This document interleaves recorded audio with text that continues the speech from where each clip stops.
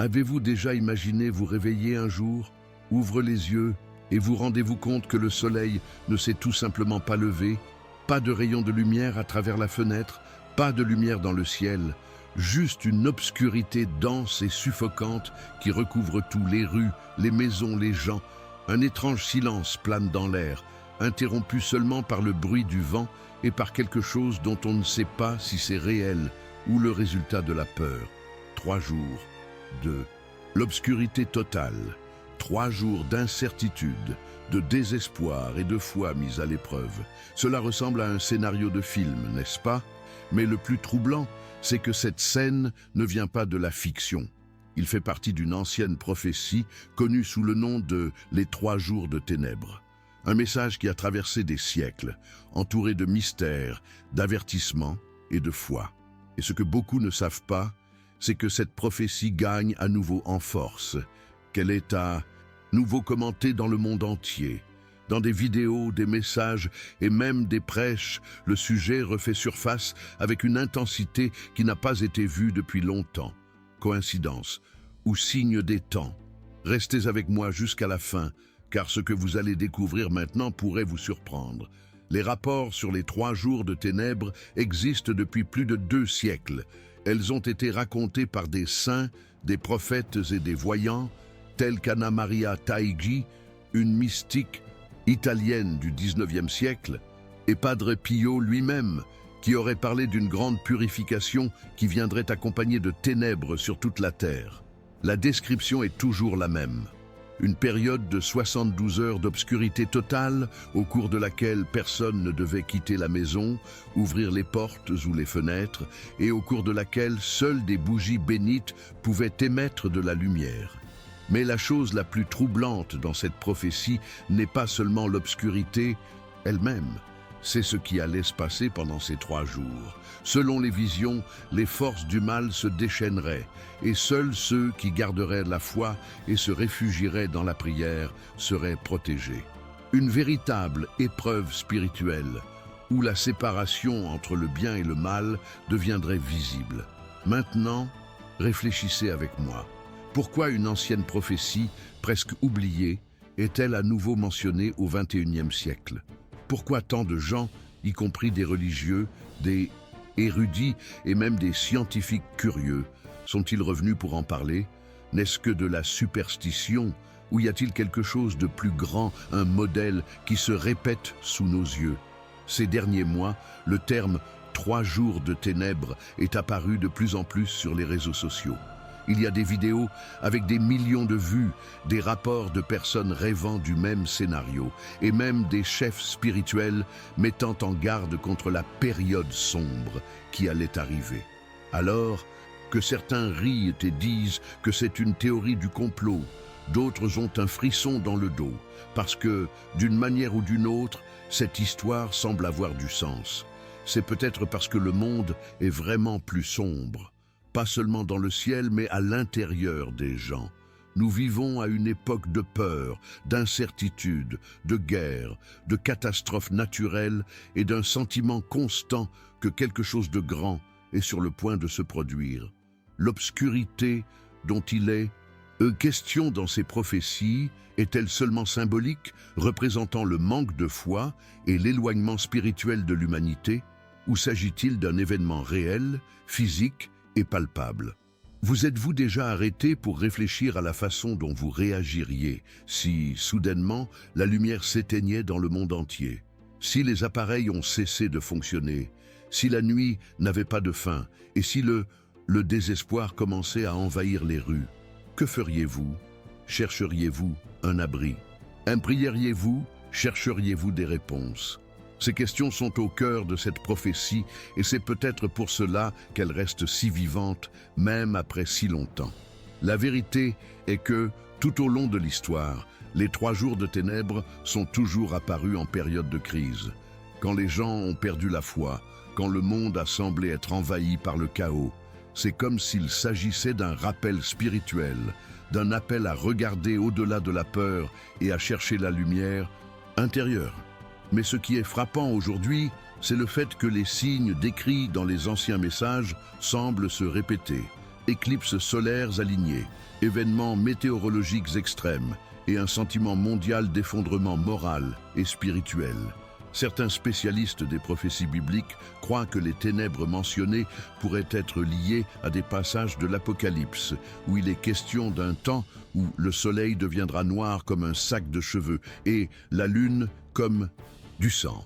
D'autres voient un lien avec l'Exode, lorsque les ténèbres ont recouvert l'Égypte pendant 3 jours, comme l'une des punitions divines.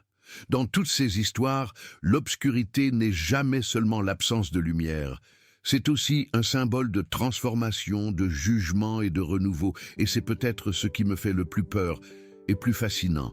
Parce qu'au fond de nous, nous sentons tous qu'il se passe quelque chose de différent dans le monde.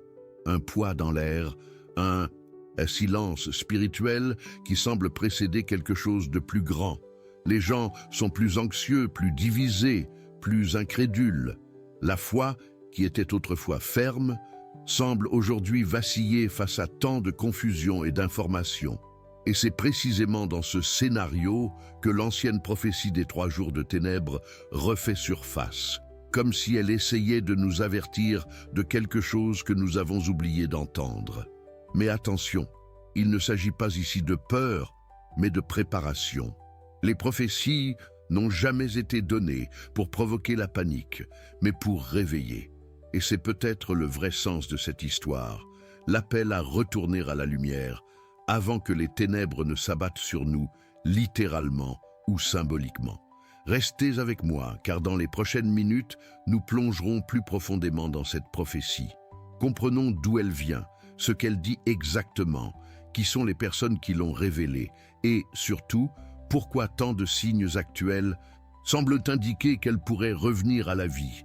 De toute façon, et si les 3 jours de ténèbres n'étaient pas seulement une légende? Et s'il s'agissait d'un avertissement? Un avertissement qui, peut-être, a déjà commencé. Et c'est peut-être la raison pour laquelle tant de gens dans différentes parties du monde ressentent quelque chose de similaire, un malaise dans leur cœur, le sentiment qu'il se passe quelque chose de plus grand, quelque chose qui va bien au-delà des nouvelles, de la politique ou de la science. C'est comme si l'esprit humain était appelé à s'éveiller, à regarder à l'intérieur et à reconnaître que la vraie lumière ne vient pas du soleil ni de l'électricité, mais de la foi. Et c'est là que je veux vous faire une invitation, le cœur ouvert. Si ce sujet a du sens pour vous, si d'une manière ou d'une autre ce message vous a touché, laissez ici dans les commentaires ce qui a le plus attiré votre attention. Il peut s'agir d'un sentiment, d'un souvenir, d'une expérience personnelle ou même d'un doute. J'ai lu tous les commentaires et c'est incroyable de voir comment vos histoires se connectent à ce dont nous avons parlé ici. Parfois, ce que vous partagez peut réconforter quelqu'un qui vit quelque chose de similaire. Et regardez, si vous croyez que ce type de contenu est important, que nous devons continuer à parler de la foi, des signes de la fin des temps et de ce qui se passe spirituellement dans le monde, profitez de cette vidéo dès maintenant. Cela peut sembler simple, mais chaque like permet à ce message d'atteindre plus de personnes, de contourner l'algorithme et de toucher des cœurs qui pourraient avoir besoin d'entendre cela aujourd'hui. Et bien sûr, abonnez-vous à la chaîne. Non seulement pour suivre les prochaines vidéos, mais pour faire partie de cette communauté de personnes qui cherchent à comprendre les mystères, les signes et les promesses que Dieu a laissées. Lorsque vous vous inscrivez, vous montrez que vous voulez continuer ce voyage avec moi. Et ensemble, nous formons une chaîne de foi, de réflexion et d'espoir au milieu de tant de confusion. Votre participation ici est ce qui fait grandir ce canal. C'est ce qui maintient vivante cette mission de répandre la lumière là où beaucoup ne voient que l'obscurité. Alors, commentez, aimez, abonnez-vous et partagez ce contenu avec quelqu'un qui, selon vous, a besoin d'entendre ce message. Parfois, un simple geste peut être le début d'une transformation dans la vie d'une personne. Et maintenant, avec cette énergie et ce but à l'esprit, passons à autre chose, parce que ce qui va suivre vous aidera à comprendre pourquoi cette prophétie, qui semblait oubliée, a résonné si fortement de nos jours, et quels sont les signes qui peuvent révéler que les 3 jours de ténèbres sont plus proches que nous ne l'imaginons. Et pendant que nous approfondissons ces mystères, j'ai préparé quelque chose de spécial pour ceux qui veulent aller au-delà de ce que vous pouvez montrer ici dans la vidéo. Si cela a du sens pour vous, jetez un coup d'œil au matériel que j'ai laissé ci-dessous, intitulé « Démêler les mystères de l'Apocalypse ». Il s'agit d'un contenu pratique, direct et complémentaire à tout ce dont nous parlons ici, conçu précisément pour ceux qui sentent qu'il se passe quelque chose de plus grand et qui veulent mieux comprendre les signes, les prophéties et les messages qui semblent s'accomplir sous nos yeux. J'y ai rassemblé de cette manière simple les principaux extraits et interprétations sur la fin des temps, les visions des saints et les parallèles avec les événements que nous vivons maintenant. Ce matériel peut vous faire gagner beaucoup de temps dans la pratique, car il est organisé de manière facile à comprendre, sans théorie compliquée, juste l'essentiel pour ceux qui veulent approfondir spirituellement et comprendre ce qui peut être révélé petit à petit. C'est ici dans le commentaire épinglé, mais je vous préviens, je pourrais le retirer de l'antenne dans les prochains jours, donc si cela vous est utile, profitez-en pendant qu'il est encore disponible. Parfois, une simple lecture peut nous ouvrir les yeux sur quelque chose que nous n'avions jamais remarqué auparavant.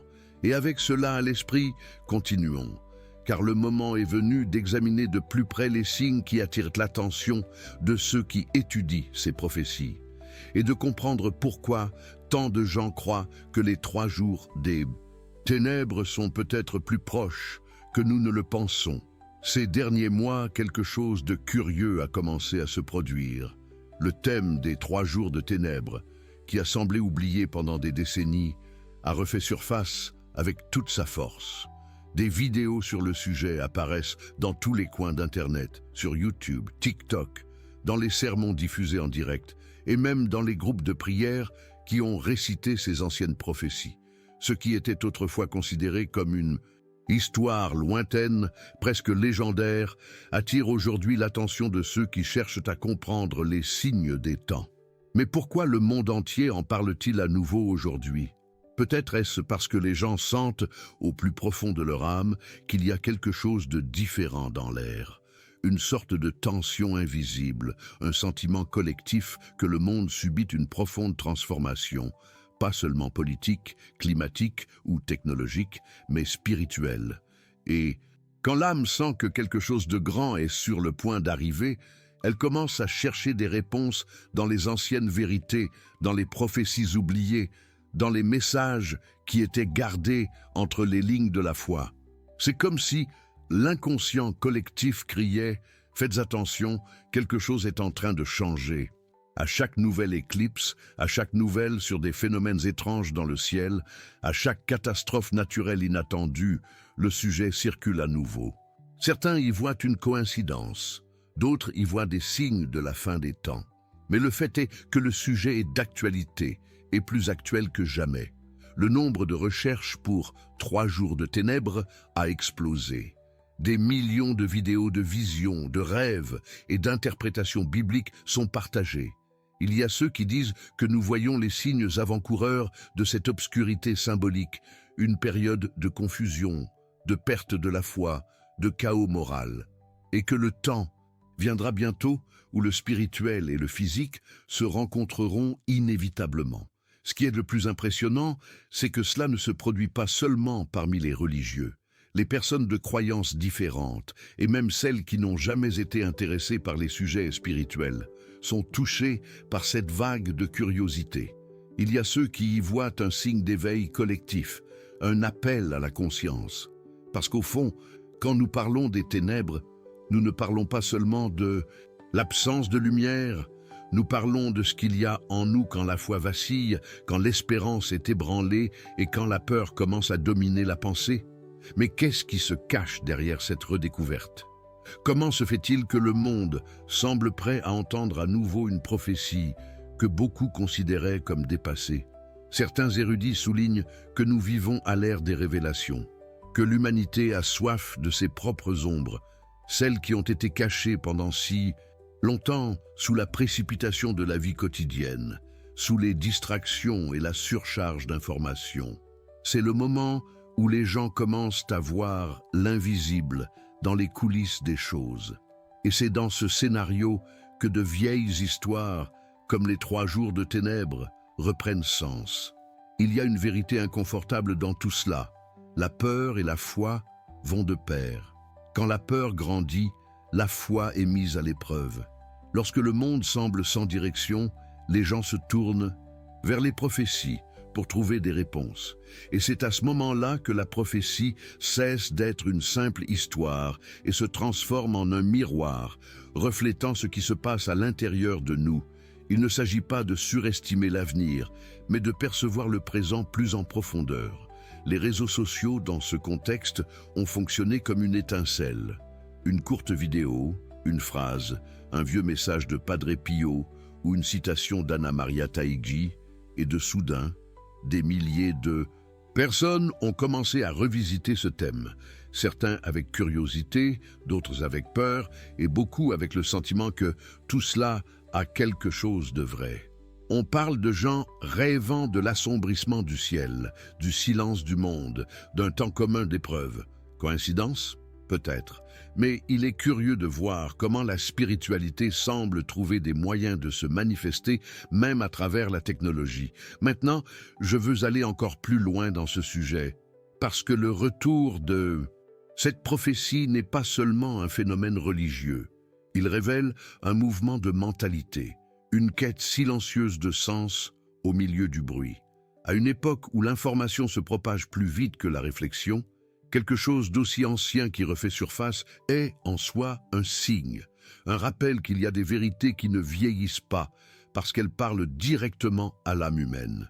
Nous sommes dans une ère de grands changements, et c'est indéniable.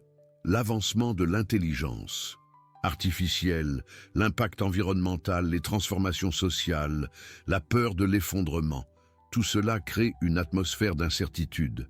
Les gens ont peur de l'avenir, et la peur nous fait chercher ce qui est stable, ce qui est éternel. C'est pourquoi, au milieu de tant de confusion, une prophétie de plus de 200 ans réveille à la fois l'espérance et l'alerte. Mais il y a quelque chose de curieux.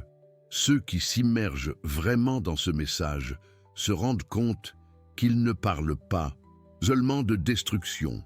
Il parle de purification. Il parle d'un temps nécessaire de silence, de recueillement, de reconnexion avec l'essentiel. L'obscurité, après tout, peut aussi être un symbole de guérison, un moment où le monde s'éteint pour renaître différent. Et c'est peut-être la raison pour laquelle le sujet touche tant de gens. Parce que, d'une manière ou d'une autre, nous ressentons tous le besoin de nous arrêter, de respirer et de laisser la lumière intérieure être ravivée. Nombreux prêtres, théologiens et érudits contemporains ont commencé à réinterpréter les 3 jours de ténèbres non pas comme une punition divine, mais comme un processus collectif de transformation, une sorte de pause forcée de l'humanité, comme si Dieu disait « Tu t'es perdu dans le bruit.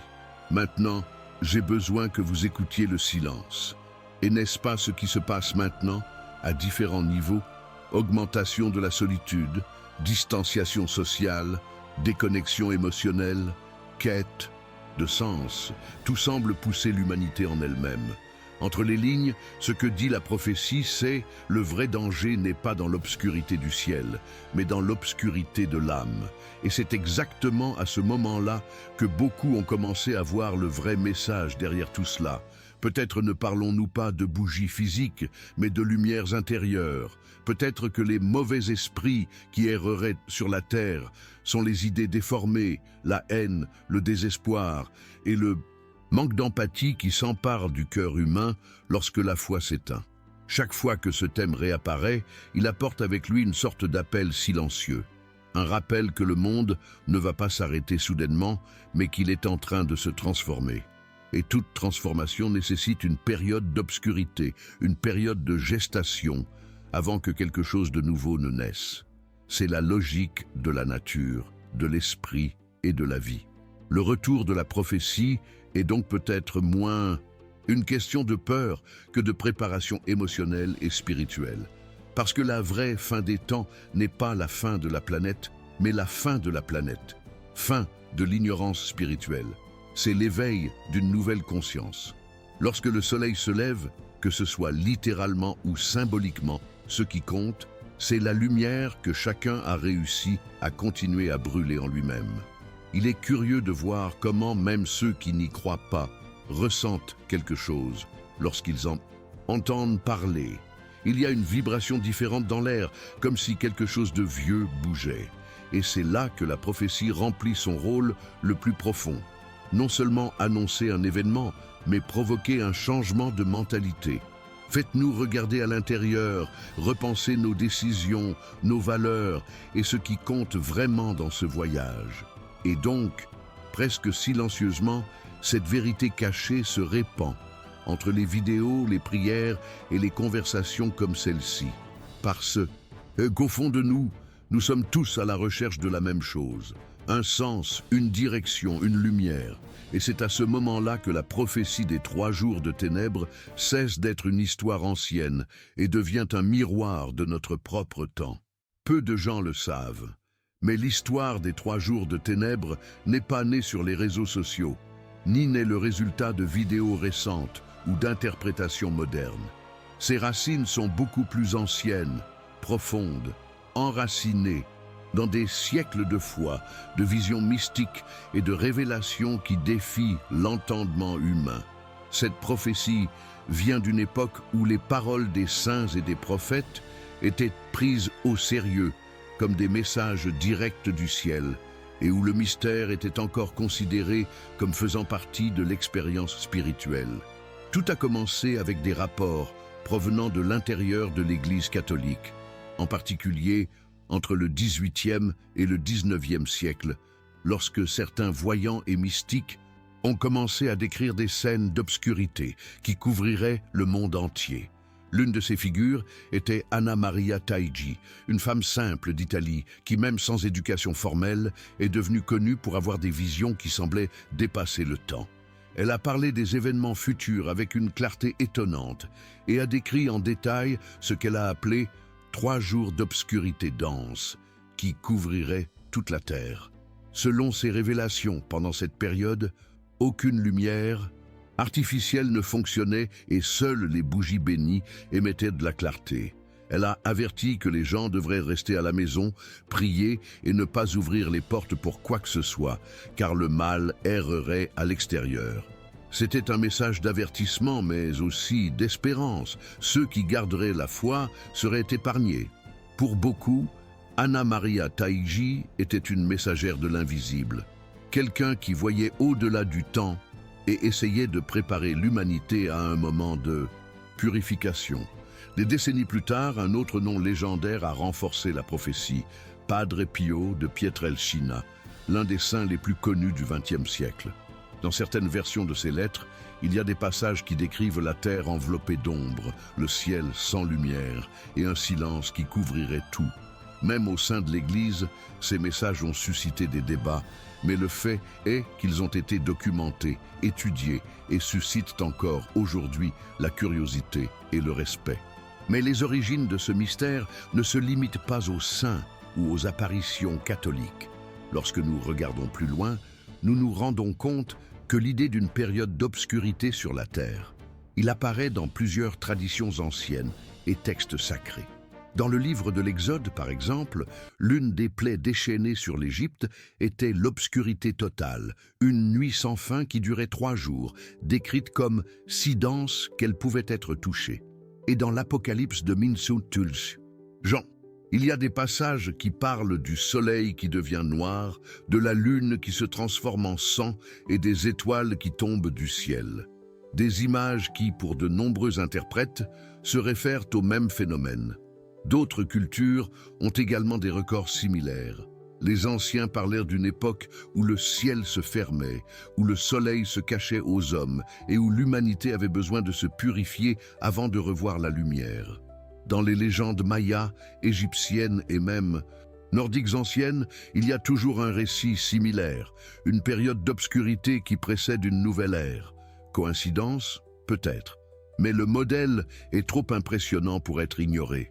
Maintenant, je veux aller encore plus loin dans ce sujet, parce que comprendre l'origine des 3 jours de ténèbres ne consiste pas seulement à regarder dans le passé.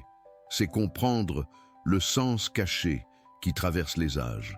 Lorsqu'une prophétie survit pendant des siècles, elle cesse d'être une simple histoire et devient un symbole, une vérité spirituelle qui résiste à l'épreuve du temps parce qu'elle porte quelque chose d'universel. L'idée que l'humanité doit traverser la nuit avant de pouvoir retrouver la lumière apparaît dans différentes religions et philosophies. C'est un archétype du voyage humain, le même que Jésus a vécu sur le Golgotha, le même que les anciens appelaient la descente dans l'ombre avant la transformation. Anna Maria Taiji, par exemple, a dit qu'elle voyait le monde entier comme s'il s'agissait d'une flamme vivante devant ses yeux, et que Dieu lui a montré à la fois les actes de bonté et la décorruption qui se répandent sur toute la terre. Elle croyait que l'obscurité serait une conséquence spirituelle collective, une sorte de purification nécessaire pour rétablir l'équilibre. Padre Pio, connu pour ses douleurs et ses dons surnaturels, a parlé de l'obscurité comme d'un test, un moment où la peur révélerait qui a vraiment la foi.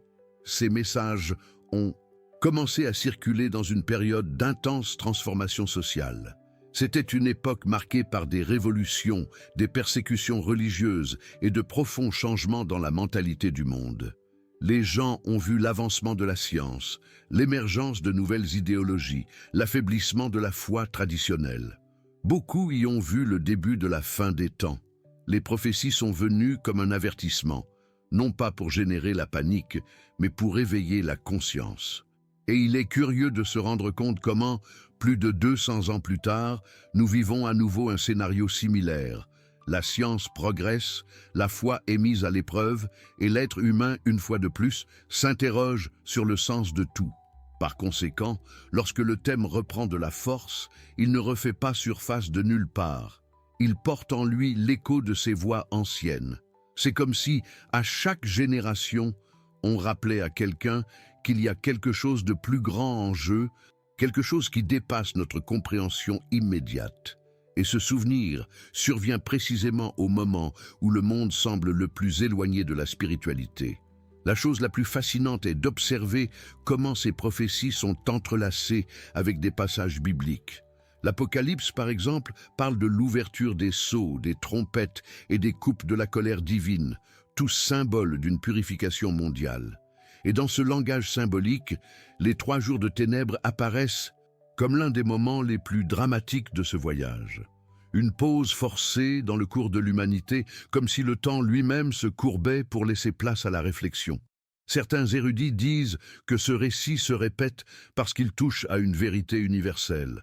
Avant la transformation vient l'obscurité. C'est le même processus qui se produit dans n'importe quel cycle de la vie. L'hiver avant le printemps, la douleur avant la guérison, le silence avant la révélation. Par conséquent, beaucoup voient les 3 jours non pas comme une punition, mais comme une invitation au changement. Une époque où l'humanité a besoin d'éteindre les lumières du monde pour allumer la flamme intérieure. Et ce qui est intéressant, c'est de réaliser comment cette prophétie a traversé les siècles, se transmettant de génération en génération. Même lorsqu'elle n'était pas prononcée ouvertement, elle était présente dans les souvenirs, dans les messages spirituels et dans les petits souvenirs, même conservés par les croyants. À chaque époque, elle a pris une nouvelle forme, mais l'essence est restée. L'avertissement qu'un temps de ténèbres viendrait réveiller la lumière endormie dans le cœur humain. Dans les coulisses de l'histoire, il y a des archives selon lesquelles d'autres figures spirituelles ont également mentionné des phénomènes similaires. Certains moines de l'Antiquité ont écrit sur les longues nuits silencieuses, et même certains mystiques orientaux ont parlé de l'effacement du monde matériel avant l'illumination. Ce lien entre des cultures aussi différentes suggère que le phénomène peut être non seulement religieux, mais aussi symbolique, une métaphore du voyage spirituel de l'humanité qui doit faire face à ses ombres pour retrouver la clarté. Lorsque nous le regardons de ce point de vue, nous nous rendons compte que l'obscurité n'a jamais été la fin. Il en a toujours été ainsi. Et cela change complètement la façon de comprendre la prophétie. Il ne s'agit pas de s'attendre au pire, mais de se préparer en interne.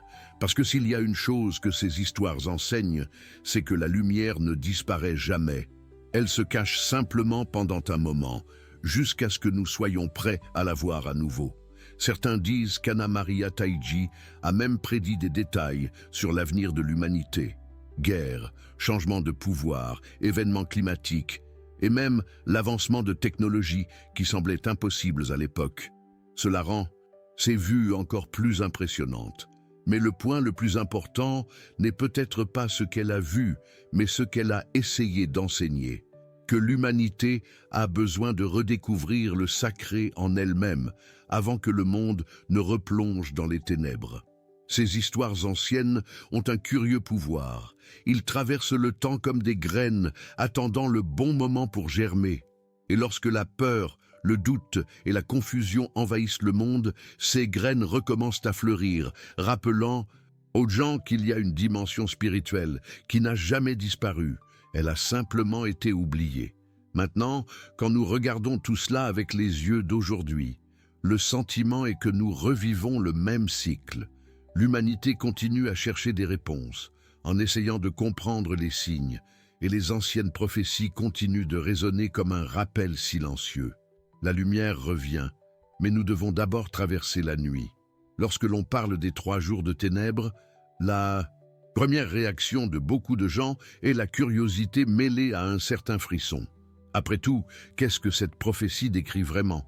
Que dit-elle en détail de cette période mystérieuse qui aurait le pouvoir de paralyser le monde entier ? Les rapports les plus anciens sont unanimes à affirmer que la planète serait enveloppée d'une obscurité totale, une obscurité comme aucune nuit jamais connue par l'humanité. Ce ne serait pas seulement l'absence de lumière, mais une densité quasi physique, comme si l'air devenait lourd, que le temps s'arrêtait et que l'atmosphère elle-même se transformait en quelque chose de vivant et d'effrayant. Les voyants qui ont prétendu avoir reçu ces révélations décrivent un scénario de silence absolu. Les rues étaient vides, les portes étaient fermées à clé et une peur qui allait courir comme un vent froid à travers les maisons. Dehors, rien que l'obscurité, une obscurité qui ne vous permettrait pas de voir même à 1 centimètre de distance. Ce serait 72 heures d'obscurité, au cours desquelles le soleil le laisserait briller, la lune ne reflèterait pas la lumière et les étoiles disparaîtraient du ciel. Les anciens appelaient cette période la longue nuit de la purification. Ils disent que pendant ces 3 jours, personne ne doit ouvrir les portes ou les fenêtres, peu importe combien il y a eu de cris ou de coups à l'extérieur. C'est l'une des parties les plus intrigantes et les plus troublantes de la prophétie. L'avertissement que des voix familières appelleraient les gens, essayant de les tromper. Voix d'êtres chers sont familiers, appellent à l'aide. Tout est faux, une épreuve pour le cœur et pour la foi. Les textes avertissent que quiconque céderait à la curiosité ou à la peur et ouvrirait la porte ne survivrait pas. La recommandation serait de rester à la maison, en prière, et de garder la foi ferme. Le monde extérieur serait envahi par une présence invisible, des esprits maléfiques parcourant la terre, profitant du chaos et du désespoir des âmes non préparées. Pendant cette période, les gens devraient chercher un refuge spirituel et s'en remettre à Dieu seul. Aucune technologie, aucune lumière artificielle ne fonctionnerait. Tout serait effacé. Le seul point de clarté serait celui émis par les voiles bénies qui, selon les rapports, seraient incapables de s'éteindre, même par le vent le plus fort. Maintenant, je veux aller encore plus loin dans ce sujet, parce que la symbolique de ces détails est frappante. Derrière l'image effrayante des ténèbres et des esprits, il y a un enseignement puissant sur la foi, l'obéissance et la transformation intérieure. Chaque instruction de prophétie semble avoir un double sens, quelque chose de littéral et quelque chose de spirituel. Quand elle dit « n'ouvrez pas la porte », elle peut aussi parler de ne pas laisser la peur entrer dans l'âme. Lorsqu'il parle de la seule lumière provenant des bougies bénies, il nous rappelle peut-être que dans les périodes d'obscurité, la vraie lumière ne vient pas de l'électricité mais de la foi. Imaginez la scène. le monde plongé dans le silence. Pas de voiture, pas d'avion, pas de voix. Juste le bruit du vent qui frappait les fenêtres et le crépitement des bougies qui brûlaient lentement. Les familles se sont rassemblées pour prier, certaines en larmes, d'autres en paix. Dehors, une obscurité qui semble respirer, comme si elle était vivante, observant, testant, attendant le bon moment pour attaquer ceux en qui reste d'espoir. Cette image, même si elle est symbolique, a un impact émotionnel énorme. C'est le portrait de la vulnérabilité humaine face à l'inconnu et de la nécessité de faire confiance à l'invisible lorsque tout s'éteint autour de nous. Certains rapports disent que pendant ces jours, d'étranges phénomènes se produiraient, des bruits dans le ciel, des tremblements, des lumières lointaines, comme s'il s'agissait d'éclairs silencieux, mais sans origine apparente. Les eaux des mers s'agiteraient, les animaux se cacheraient, et l'air lui-même serait dense, difficile à respirer. Tout cela non pas comme une punition, mais comme un appel à la purification, à la réorganisation spirituelle de la Terre. Pour certains interprètes, ces détails sont symboliques. Ils représentent le chaos intérieur qui précède l'éveil de la conscience. De nombreux spécialistes de la spiritualité voient dans ces 3 jours une métaphore puissante. 3. Le nombre de la Trinité, de la plénitude divine. Le temps qu'il faut pour qu'il s'effondre et renaisse. De même que Jésus est resté 3 jours dans le tombeau avant la résurrection, l'humanité aurait dû traverser ses propres ténèbres avant de pouvoir retrouver la lumière. Ce modèle apparaît encore et encore dans les Écritures et dans les traditions spirituelles du monde. La plongée dans l'ombre devant la révélation. Par conséquent, lorsque l'on lit que les démons parcourront la terre, certains comprennent qu'il ne s'agit pas seulement de créatures infernales, mais des forces négatives qui habitent en chaque être humain, la haine, l'envie, la colère, l'orgueil, l'indifférence. Ce sont ces énergies qui, pendant l'obscurité, deviennent visibles. Le côté obscur que l'on tente de cacher, mais qui, en l'absence de lumière, se révèle dans toute son intensité. La prophétie, en ce sens, est un message de confrontation de soi, un miroir spirituel où chacun est obligé d'affronter ses propres fantômes. Et il est curieux de voir comment ce message se connecte avec le moment actuel. Nous vivons à une époque où l'obscurité n'est pas littérale, mais émotionnelle. Les gens se sentent perdus, épuisés, et il y a un sentiment général de confusion morale et spirituelle. La vérité et le mensonge se mêlent, la foi se fragilise, le silence intérieur est remplacé par un bruit constant. D'une certaine manière, nous vivons nos propres jours de ténèbres, et peut-être que l'invitation de la prophétie est précisément celle-ci. Apprendre à allumer la lumière en nous lorsque le monde semble s'éteindre. Mais pour ceux qui croient que l'événement sera littéral, que le ciel sera effectivement couvert d'obscurité, les détails sont encore plus spécifiques. On dit que les gens doivent se préparer à l'avance, avoir des bougies bénites, de l'eau bénite et garder l'esprit dans un état de prière. La nourriture ne se gâterait pas pendant cette période et les foyers dans lesquels il y a de la foi seraient protégés. La peur serait le plus grand ennemi, car ouvrir la porte par désespoir ou par curiosité serait fatal. Cette partie est racontée presque comme un manuel de survie spirituelle, où la chose la plus importante n'est pas ce que vous avez, mais ce que vous croyez. Il existe également des versions qui parlent de signes qui précéderaient l'événement. Certains prétendent que le ciel deviendrait rougeâtre, comme s'il était en feu, et qu'il y aurait un grondement mondial, un son que tout le monde entendrait en même temps, annonçant le début de l'obscurité. D'autres disent que la température baisserait brusquement et que la nuit arriverait soudainement, sans coucher de soleil. Ce serait une coupure abrupte entre le jour et l'obscurité. Un instant où le monde entier se rendrait compte que quelque chose d'inexplicable se passe. Aussi effrayante que cela puisse paraître, la prophétie ne se termine pas par le désespoir. Elle parle aussi de l'aube qui viendrait plus tard. À la fin du 3e jour, une nouvelle lumière émergerait, plus pure, plus brillante. L'humanité verrait le monde transformé. Les gens seraient plus humbles, plus conscients et plus connectés au spirituel.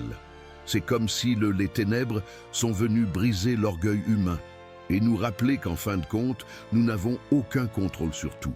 Cette idée porte une sombre beauté, la compréhension que parfois le chaos est le seul chemin vers l'ordre. L'obscurité est l'espace où la lumière est recréée. Et en même temps, il y a une vérité cachée dans cet enseignement. La peur est toujours la première épreuve de la foi. Quand tout est effacé, ce qui reste, c'est ce que nous croyons vraiment. Et c'est à ce moment-là que la prophétie devient plus qu'une histoire. Elle devient une métaphore du voyage spirituel humain. Dans les coulisses des religions, de nombreux dirigeants ont déclaré que les 3 jours de ténèbres sont inévitables, mais pas comme une punition, mais comme un nouveau départ. Une pause divine dans un monde moderne trépidant. Un temps où l'humanité serait obligée de faire taire le bruit pour écouter ce qui a été oublié. L'âme elle-même. Si cela se produit littéralement ou moralement, cela n'a peut-être même pas d'importance. L'important, c'est ce qu'il représente. Imaginez l'impact qu'aurait une telle chose. 3 jours de silence complet. Pas de signal de téléphone portable, pas de bruit de la ville, pas de distraction. Seulement l'obscurité et le bruit du souffle lui-même. C'est peut-être le point le plus profond de la prophétie. L'inévitable rencontre avec le moi intérieur. Parce que quand le monde entier s'éteint, il est impossible de le fuir. Et c'est peut-être précisément ce que le ciel veut montrer, que la plus grande lumière est à l'intérieur, pas à l'extérieur. Cette vision apporte un mélange de peur et d'espoir. Peur de l'inconnu, espoir de la possibilité d'une renaissance. Parce que, selon les rapports, après les 3 jours, la terre brillerait à nouveau. Un nouveau cycle commencerait, et ceux qui garderaient la foi verraient une période de paix et d'harmonie. Le mal serait vaincu, les âmes purifiées, et la lumière spirituelle restaurée. C'est comme si la planète entière était passée par un baptême d'ombre pour finalement renaître dans la lumière. Quand on y pense, on se rend compte que peut-être la prophétie ne parle pas seulement d'un avenir lointain, mais du présent. Combien de fois avez-vous vécu vos propres 3 jours de ténèbres? Des moments où tout semblait s'effondrer, où les réponses disparaissaient et où le cœur était pris par la peur. Et pourtant, après la nuit la plus longue, quelque chose en vous est rené, plus fort, plus conscient, plus vrai. C'est bien de cela qu'il s'agit dans les 3 jours. L'inévitable passage de l'ombre à la lumière. Et lorsque nous commençons à comprendre la profondeur de cette prophétie, nous nous rendons compte qu'elle n'est pas seulement un avertissement sur l'avenir, mais un miroir sur le présent, sur la façon dont nous vivons, sur ce que nous choisissons de valoriser et à quel point nous laissons la lumière intérieure s'éteindre. C'est pourquoi j'ai préparé quelque chose de spécial pour ceux qui sentent que ce thème éveille quelque chose à l'intérieur, une curiosité qui va au-delà du simple désir de savoir. Si cela a du sens pour vous, jetez un coup d'œil au matériel que j'ai laissé ci-dessous, intitulé « Démêler les mystères de l'Apocalypse ». Il s'agit d'un contenu pratique et direct, conçu spécialement pour ceux qui veulent approfondir les messages, les prophéties et les connexions spirituelles que nous avons explorées ici. J'y ai rassemblé de manière simple et organisée quelques-unes des principales interprétations, passages et des réflexions qui aident à comprendre non seulement ce que disent ces prophéties, mais aussi comment les appliquer dans la vie réelle, en période d'incertitude et de transformation. Ce matériel est complémentaire à ce dont nous avons parlé ici et peut vous faire gagner beaucoup de temps dans la pratique, car il est tout structuré de manière à ce que vous puissiez avoir une vue d'ensemble, sans avoir à vous perdre dans de longs textes ou des interprétations déroutantes. C'est un guide pour tous ceux qui veulent comprendre ce qu'il y a derrière ces signes et ce qu'ils essaient peut-être de nous enseigner. C'est ici dans le commentaire épinglé, mais je pourrais le retirer de l'antenne dans les prochains jours. Donc, si cela vous est utile, profitez-en pendant qu'il est encore disponible. Parfois, une lecture au bon moment est tout ce dont nous avons besoin pour comprendre quelque chose que le cœur essaie de dire depuis longtemps. Maintenant, je veux aller encore plus loin dans ce sujet. Maintenant, Je veux aller encore plus loin dans ce sujet, parce que lorsque nous regardons ce qui se passe dans le monde aujourd'hui, il est impossible de ne pas ressentir un certain frisson. C'est comme si les signes décrits dans les anciennes prophéties commençaient à se manifester sous nos yeux, non pas de manière ouverte, mais par fragments, par petits avertissements que le temps insiste pour répéter. Soudain, tout semble lié. La nature, la technologie, le comportement humain, les conflits. Tout vibre à une fréquence différente, comme si la planète entière était sur le point de franchir une frontière invisible. Ces dernières années, le ciel a été le théâtre de phénomènes qui attirent l'attention des plus sceptiques. Éclipses solaires et lunaires en séquence, alignements planétaires rares, orages magnétiques affectant les satellites et les communications, aurores boréales apparaissant dans des endroits où elles n'ont jamais été vues. À chaque nouvel événement, les réseaux sociaux explosent en théories, vidéos, pronostics. Certains n'y voient que des curiosités astronomiques. D'autres sentent qu'il y a quelque chose de plus, un message silencieux écrit dans les étoiles. Et ce n'est pas seulement au ciel que les choses sont différentes. La terre semble agitée. Tremblements de terre, inondations, ouragans, incendies. La nature réagit à quelque chose, comme si elle criait de douleur ou d'avertissement. Des endroits qui étaient autrefois sûrs sont devenus vulnérables. Les saisons n'obéissent plus au calendrier et même les scientifiques les plus expérimentés admettent qu'il y a quelque chose qui sort du modèle. Au milieu de tout cela, un sentiment collectif d'instabilité grandit, comme si la planète essayait de s'ajuster, de se purifier, de se réinventer. Mais ce qui attire le plus l'attention, c'est le côté humain de cette histoire. Les gens sont plus anxieux, plus en colère, plus divisés. Il y a une sorte de noirceur émotionnelle qui se répand silencieusement. La violence a augmenté, la compassion a diminué, et beaucoup semblent marcher sans but, comme s'ils avaient perdu leur centre. Il est curieux de se rendre compte que, dans les temps anciens, les prophètes ont toujours averti que devant les grandes transformations, l'humanité traverserait une crise de foi et de valeurs. Ne serait-ce pas exactement ce que nous vivons maintenant ? Les nouvelles parlent de guerre, de rumeurs de nouveaux conflits, de menaces nucléaires, de cyberattaques, d'effondrement de pouvoir. Dans plusieurs pays, les pannes d'électricité sont devenues de plus en plus fréquentes. Des villes entières ont soudainement perdu de l'électricité, comme si le monde était répété, sans le vouloir, ce que les prophéties appellent les jours sans soleil. Et la chose la plus intrigante est que, même avec autant d'informations disponibles, nous n'avons jamais été aussi mal informés spirituellement. Nous avons accès à tout sauf à la paix. Nous savons tout, mais nous ne croyons en presque rien. En 2024 et 2025, le monde a été témoin d'une séquence d'événements cosmiques que beaucoup considéraient comme de simples coïncidences, mais qui, pour ceux qui suivent le côté symbolique de l'histoire, semblaient en faire écho à une ancienne synchronicité. L'éclipse totale du Soleil, par exemple, qui a plongé des parties entières de la planète dans l'ombre pendant quelques minutes, a suscité un mélange de fascination et de peur. Des milliers de personnes ont rapporté avoir ressenti une énergie différente dans l'air, une immobilité difficile à expliquer. Pour certains, il ne s'agissait que d'un phénomène astronomique. Pour d'autres, c'était un rappel. La lumière peut disparaître à tout moment.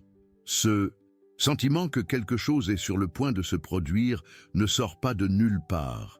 C'est comme si l'inconscient collectif réagissait à un appel invisible. Beaucoup parlent de l'essor des rêves prophétiques, des visions, des intuitions fortes, des sentiments d'urgence sans motif apparent. Il y a ceux qui disent que nous vivons dans une pré-obscurité, pas littérale mais spirituelle. Une phase dans laquelle les êtres humains doivent choisir du côté de l'histoire dans lequel ils veulent être, le côté lumineux ou le côté obscur. Et le plus curieux, c'est que tout cela semble se répéter par cycles. Les anciens le savaient. La Bible, les civilisations mayas, les textes hindous parlent tous de périodes d'effondrement suivies de renaissance.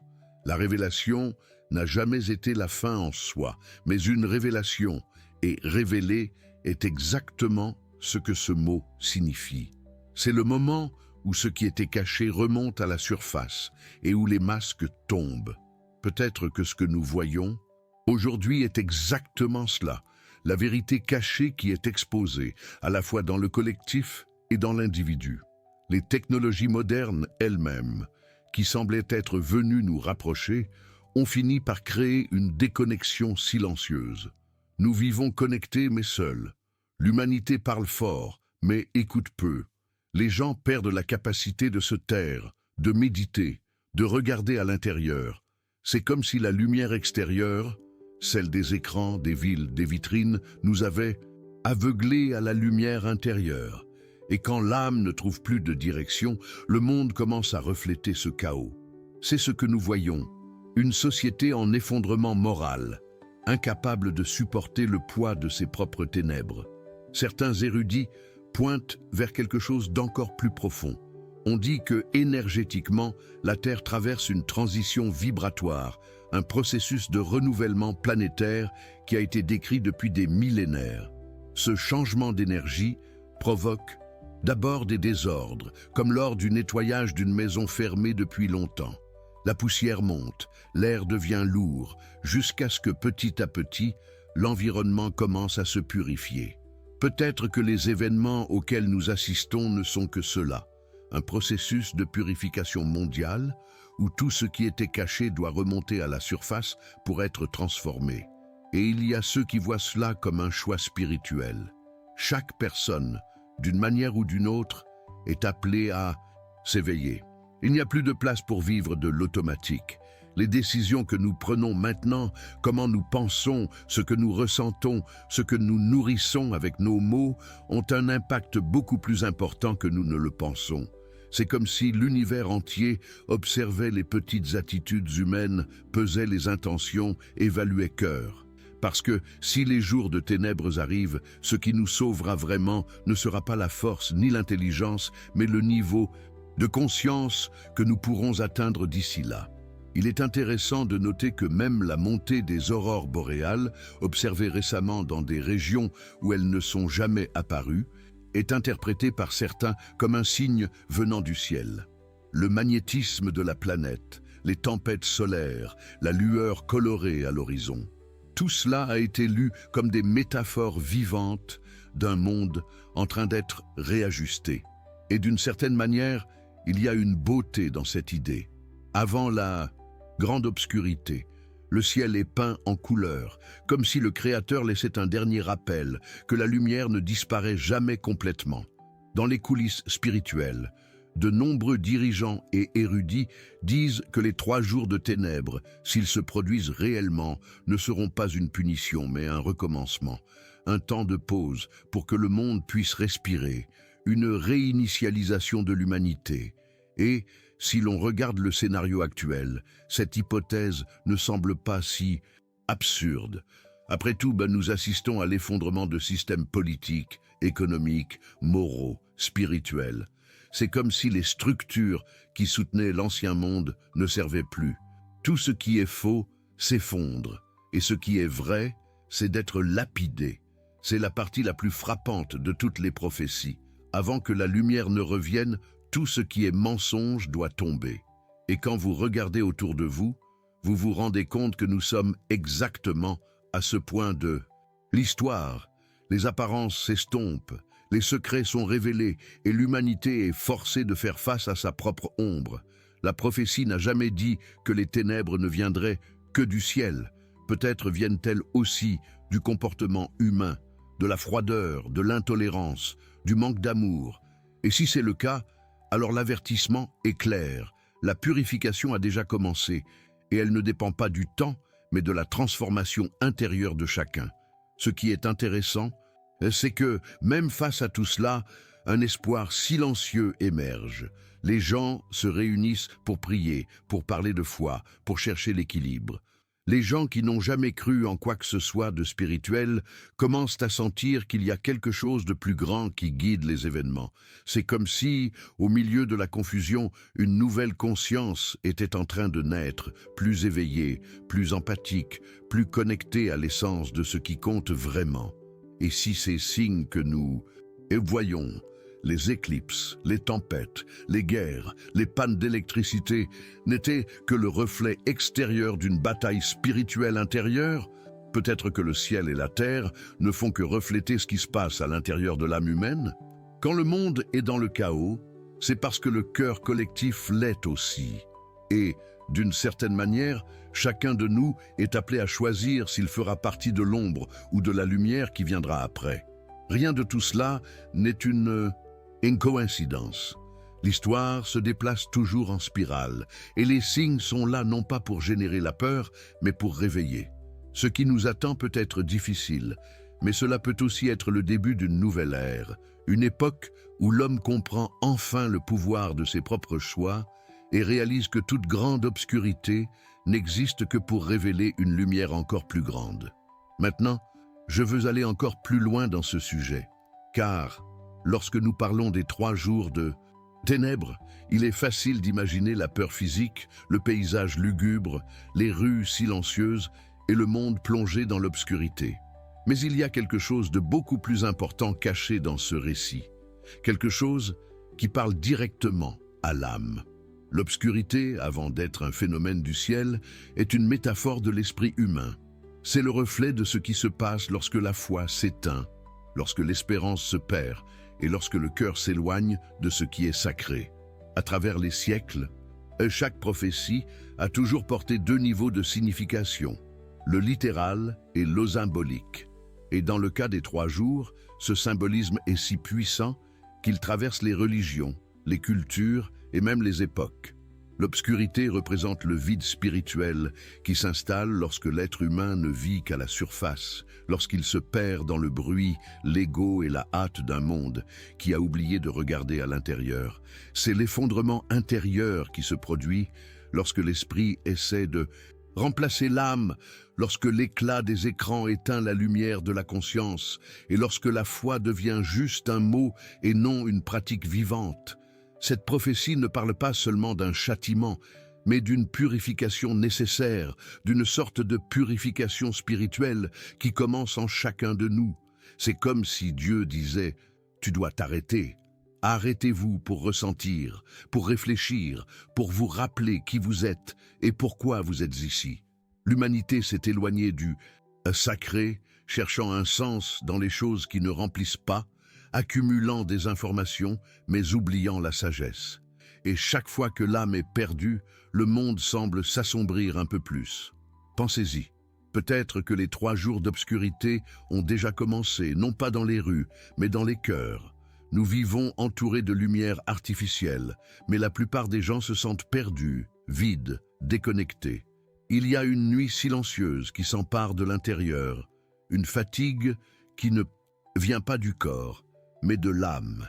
C'est ce que les anciens appelleraient une nuit spirituelle, une période d'épreuve au cours de laquelle nous sommes forcés de faire face à nos propres peurs, doutes et ombres. C'est alors que nous réalisons que nous ne pouvons plus fuir ni la vérité, ni nous-mêmes. Mais ces ténèbres ne viennent pas pour détruire, elles viennent se révéler. Il vient montrer ce qui était caché, placer chacun devant le miroir et demander « Qu'as-tu fait de ta lumière ?» C'est à ce moment-là que la prophétie prend un sens plus profond. Parce que si tout ce qui est extérieur passera un jour, ce qui compte vraiment, c'est ce que nous parvenons à garder vivant en nous.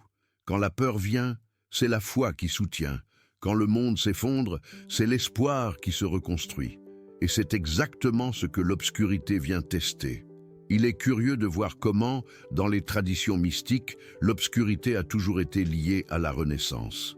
Avant qu'une nouvelle vie n'émerge, il y a l'obscurité, Le bébé grandit dans le ventre sombre de la mer, la graine germe dans le sol sombre de la terre, le soleil se lève après la nuit la plus sombre.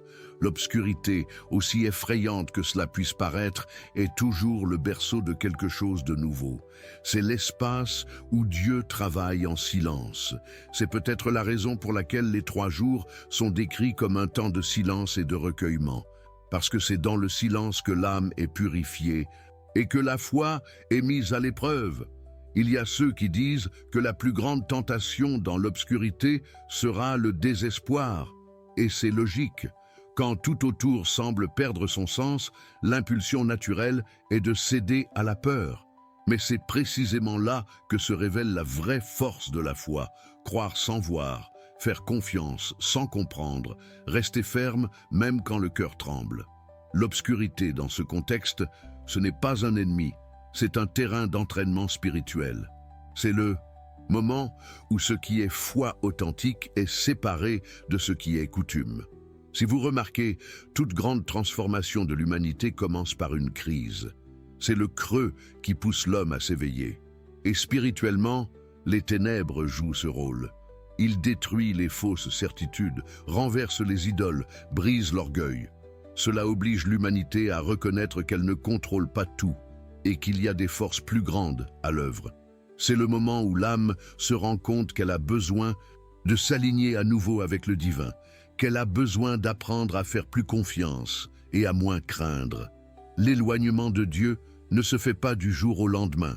Cela se produit par de petits gestes, quand nous oublions de dire merci, quand nous cessons d'écouter ce que dit le cœur, quand nous commençons à chercher du plaisir au lieu d'un but. Et c'est pourquoi la prophétie est si actuelle, parce qu'elle ne parle pas de quelque chose de lointain, mais de quelque chose qui se passe en ce moment sous nos yeux, à l'intérieur de nos maisons, dans notre façon de vivre. Les ténèbres spirituelles sont subtiles. Elles commencent par l'indifférence et finissent par être vides. Mais il y a de bonnes nouvelles dans tout cela.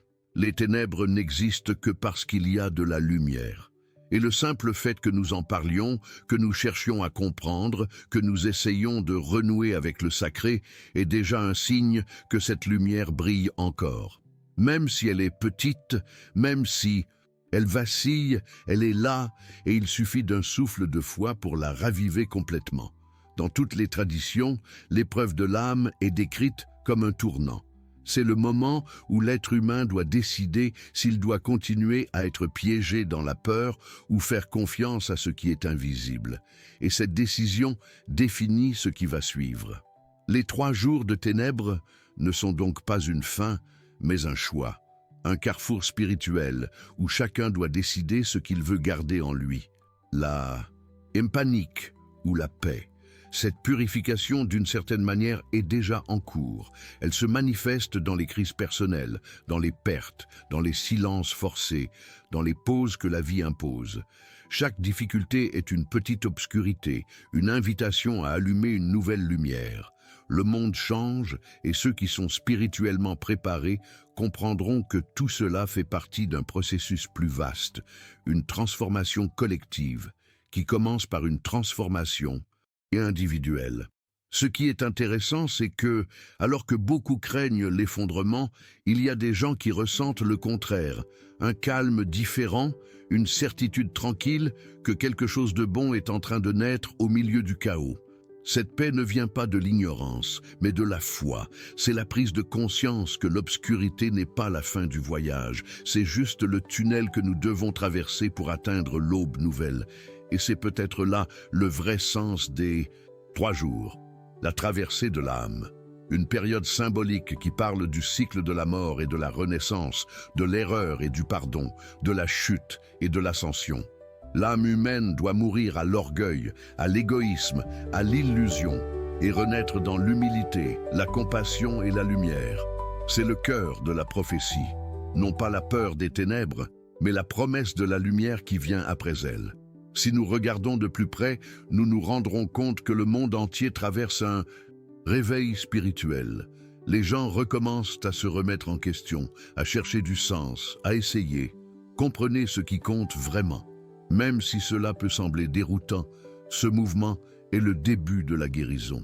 Parce que la première étape de la transformation est précisément la prise de conscience que quelque chose doit changer. Et c'est là qu'intervient la véritable puissance de la foi. Ce n'est pas seulement une croyance, mais une force vivante qui soutient, guide et illumine. Avoir la foi, ce n'est pas fermer les yeux sur ce qui se passe, mais voir au-delà de ce qui est visible. C'est avoir confiance que même au milieu de l'obscurité, il y a un but plus grand qui guide tout. Et lorsque cette confiance s'installe, la peur perd de sa force. C'est à ce moment-là que le sens spirituel de la prophétie est pleinement révélé, non pas comme un avertissement de destruction, mais comme un appel à la préparation intérieure, une invitation à purifier l'âme, à renforcer l'esprit et à aligner le cœur avec le divin. Parce que lorsque le soleil se lève, que ce soit dans le ciel ou à l'intérieur de nous, seule la lumière que nous cultivons à l'intérieur reste allumée. Et c'est cette lumière, la lumière de la foi, qui perce les ténèbres. Il n'est pas nécessaire que ce soit intense, il faut juste que ce soit vrai. Parce qu'une seule flamme suffit à percer 1000 ans d'ombre. Maintenant, je veux aller encore plus loin dans ce sujet. Car s'il y a une chose qui renforce le poids et le sérieux de cette prophétie, ce sont les récits de ceux qui vivaient près de la présence divine, les saints et les prophètes qui, bien avant que tout cela ne devienne le sujet des vidéos et des discussions modernes, parlaient déjà d'une période de ténèbres, de repentance et de restauration. Ces voix ne sont pas sorties de nulle part, ils sont venus de personnes qui se sont consacrées à la prière, à la charité et à l'écoute intérieure, des personnes qui, au milieu de siècles de foi et de persécution, ont reçu des visions et des messages qui résonnent encore aujourd'hui. L'un des noms les plus marquants est celui d'Anna Maria Taigi, une femme simple du XIXe siècle, reconnue par l'Église catholique pour ses révélations impressionnantes. Elle a décrit en détail ce qu'elle a appelé 3 jours d'obscurité dense, une période au cours de laquelle le monde entier serait enveloppé dans des ténèbres surnaturelles. Selon ces rapports, il y aura une obscurité totale sur toute la terre. Pendant 3 jours et 3 nuits, on ne voit rien, et l'air sera chargé de pestes qui affecteront surtout les ennemis de la religion. Elle a averti que le seul refuge serait la foi et la prière, et que les maisons de ceux qui faisaient confiance à Dieu seraient préservées. Ce qui est le plus intéressant, c'est qu'Anna Maria n'a pas parlé d'un châtiment arbitraire, mais d'un acte de miséricorde divine. Il disait que Dieu permettrait aux ténèbres non pas de détruire, mais de restaurer, de purifier le monde, et de restaurer à l'humanité le sens du sacré qui avait été perdu. Ces paroles apportent un mélange de peur et de tendresse, comme si elles annonçaient une correction amoureuse. Douloureuse, oui, mais nécessaire. Des décennies plus tard, un autre saint, connu et aimé dans le monde entier, renforça ce même avertissement. Padre Pio de Pietrelcina. Dans l'une des lettres qui lui sont attribuées, datée du milieu du XXe siècle, il aurait écrit « Le monde se purifie, il viendra 3 jours d'obscurité pendant lesquels aucune lumière créée par l'homme ne brillera. Celui qui ouvre la fenêtre pour regarder dehors périra. La seule lumière sera celle des cierges bénis, et les fidèles devront prier le chapelet et demander miséricorde. » Ces paroles sont d'une force impressionnante, et le plus curieux, c'est que Padre Pio n'était pas un homme qui se laissait emporter par le sensationnalisme. Au contraire, il était discret, réservé et connu pour ses messages de foi et de repentance. Il a parlé de l'obscurité comme d'une épreuve spirituelle collective, quelque chose qui ne viendrait pas pour punir, mais pour réveiller le monde endormi de l'indifférence. Dans ses sermons et ses confessions, Padre Pio insistait toujours sur le fait que la souffrance avait un but rédempteur. Il a dit que la douleur est le marteau qui façonne les âmes fortes. Et c'est peut-être la raison pour laquelle son message sur les 3 jours ne sonne pas comme un avertissement de malheur, mais comme un appel à la transformation. C'était comme si on disait « la lumière reviendra, mais le cœur doit être prêt à la recevoir ». D'autres saints et voyants ont également rapporté des visions similaires. Sainte Faustine Kowalska, connue pour sa dévotion à la miséricorde divine, a décrit dans son journal une scène dans laquelle le ciel s'assombrissait et où l'humanité faisait l'expérience d'une sorte de jugement intérieur. Elle a écrit « Avant que le jour de la justice n'arrive, je donnerai à l'humanité le jour de la miséricorde ». Il est intéressant de noter comment, dans tous ces récits, le schéma est le même. D'abord le silence, puis la purification, et enfin le renouveau. Même en dehors de la tradition catholique, il y a des récits mystiques qui convergent dans cette direction. Certains moines orthodoxes des siècles passés ont également mentionné une époque où la terre serait enveloppée d'ombres spirituelles et où seuls les cœurs purs seraient capables de résister. Dans les Spate Asceta, textes apocryphes, il est fait mention d'un voile de ténèbres qui couvrirait le monde avant la venue de la lumière éternelle. La symbologie est universelle. L'obscurité n'apparaît pas comme une punition, mais comme une comorie passagère, le tournant entre l'ancien et le nouveau. Ces messages n'ont pas émergé de manière isolée. Elles ont été transmises à des moments différents par des personnes qui ne se connaissaient pas, mais qui parlaient avec le même ton d'urgence, comme le même appel à la foi.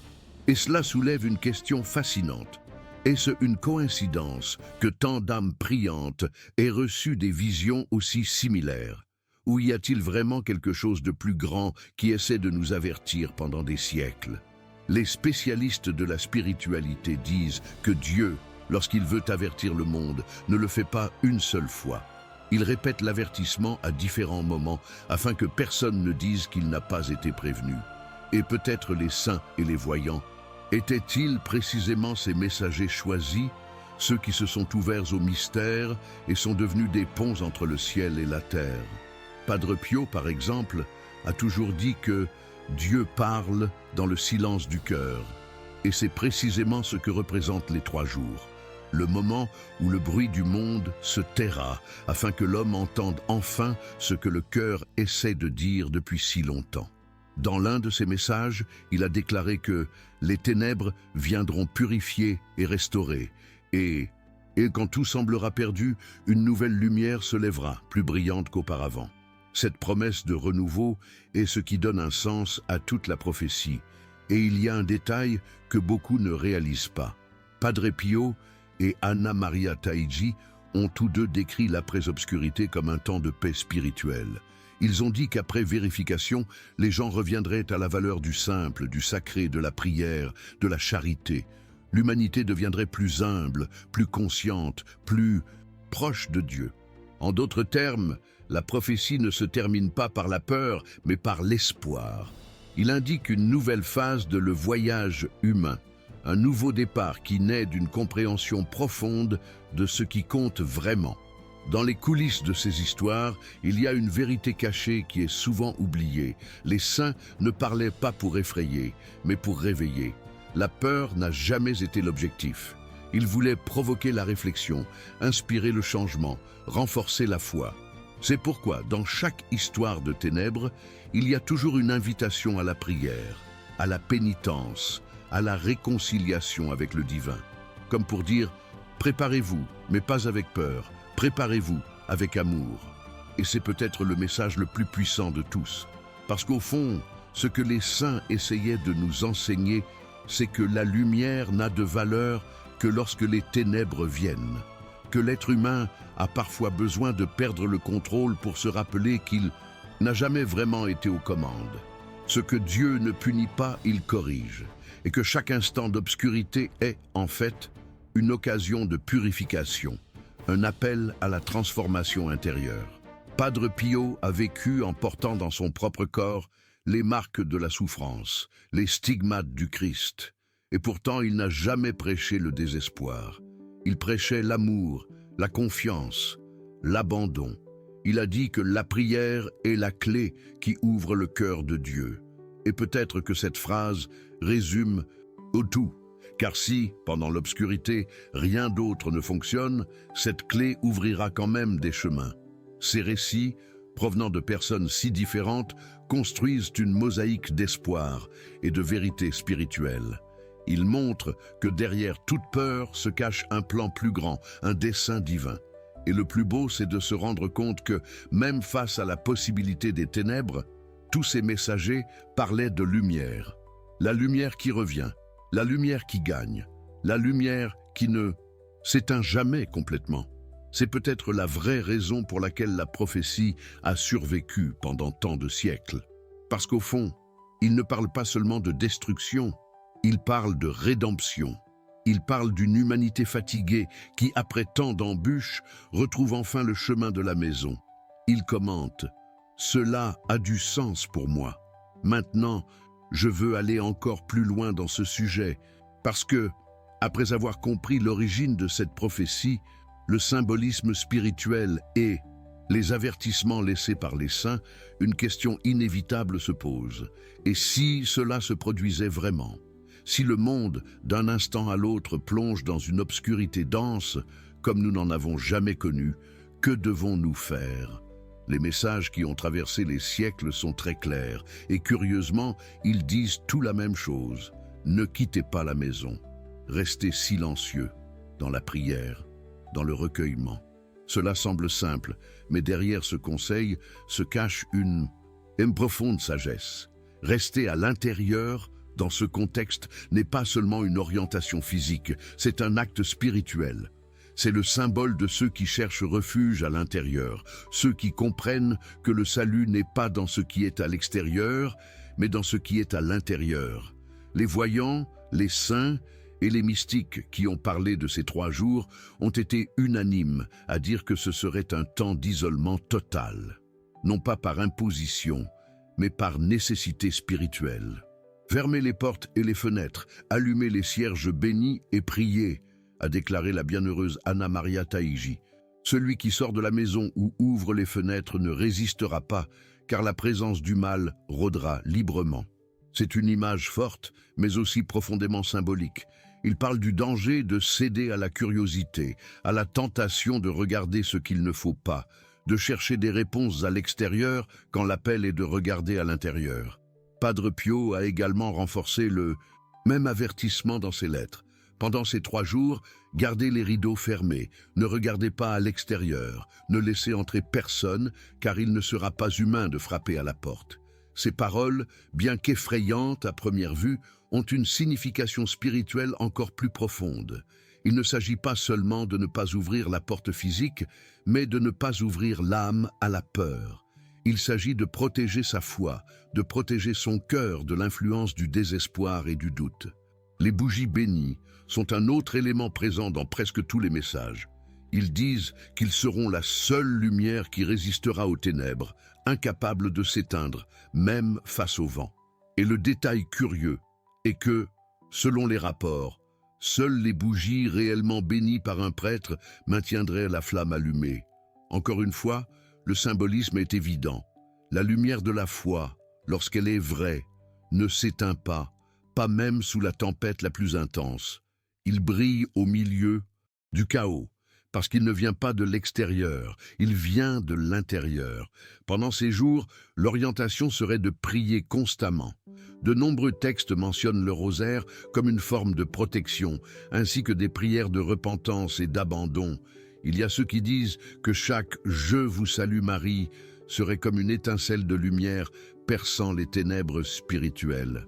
C'est comme si l'acte de prier créait un bouclier invisible, une barrière entre la peur et la foi.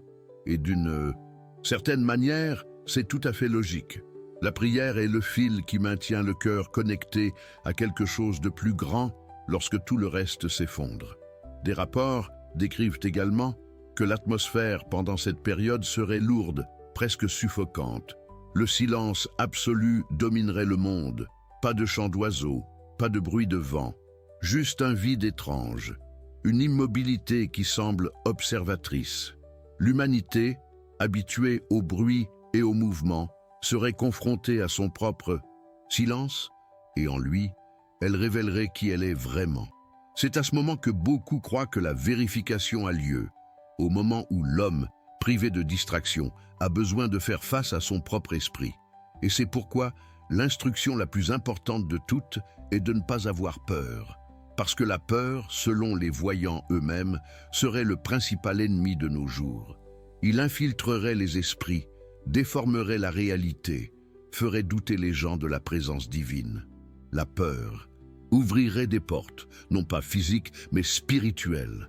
Des portes que seule la foi peut garder fermées.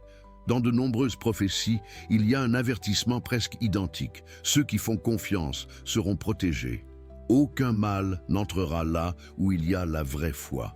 Ces instructions, lorsqu'elles sont observées calmement, ressemblent plus à un manuel de survie spirituelle qu'à un protocole physique. Ils parlent de discipline, de sérénité et de confiance. De tenir bon alors que le monde semble s'effondrer. Sur la compréhension que les ténèbres, aussi denses soient-elles, ne sont pas éternelles. Qu'il a un temps pour commencer et un temps pour finir. Et que pendant ce temps, la seule tâche vraiment importante est de garder vivante la flamme de la foi. Il est curieux de voir comment dans tous ces messages, Dieu n'est pas décrit comme un juge vengeur, mais comme un père qui intervient pour protéger ses enfants. Il permet aux ténèbres, nous disons aux saints, non par cruauté, mais par amour, pour restaurer l'ordre spirituel, pour purifier ce qui a été corrompu, pour donner une nouvelle chance à ce qui peut encore être sauvé. C'est une correction divine, pas une condamnation. Et cela change tout. Lorsque nous y réfléchissons du point de vue de la foi, nous nous rendons compte que l'invitation principale n'est pas la panique, mais la préparation intérieure. Il est important d'avoir des bougies, de l'eau et des prières, mais ce qui est encore plus important, c'est d'avoir un cœur préparé, un cœur qui fait confiance, qui pardonne, qui est prêt à s'abandonner à la volonté divine. Parce qu'en fin de compte, ce ne seront pas les objets physiques qui sauveront qui que ce soit, mais l'état spirituel de chaque âme.